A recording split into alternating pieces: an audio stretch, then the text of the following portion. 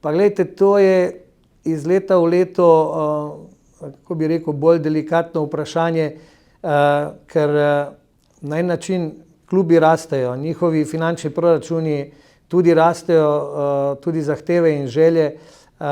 In glede na to, da so vsi več ali manj šli skozi licenčni postopek, to pomeni, da je stanje zadovoljivo. Seveda, dostikrat govorimo o teh modelih organizacije kluba in delovanja kluba.